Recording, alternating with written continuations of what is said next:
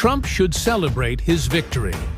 Kamala Devi Harris may win, but she can't truly succeed.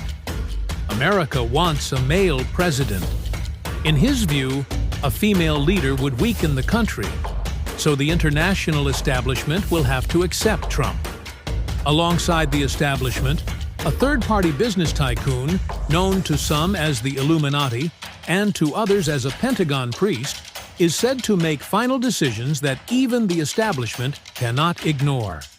However, for readers' consideration, I want to present some points.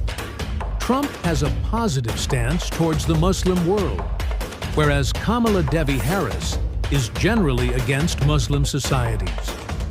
The American Muslim community's large vote will likely go to Trump. Trump's profile includes being a former president and a controversial businessman, while Kamala Devi Harris is mostly known for her connection to Joe Biden.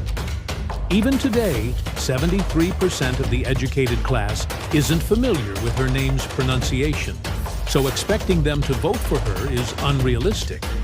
According to surveys, 74% of the public opposes the current Biden administration's policies, so Trump may receive more votes as a result. In terms of law and justice, Kamala Harris has served as a prosecutor, while Trump has been sentenced for a crime. Harris wants to curb gun culture, while Trump sees it as a friend.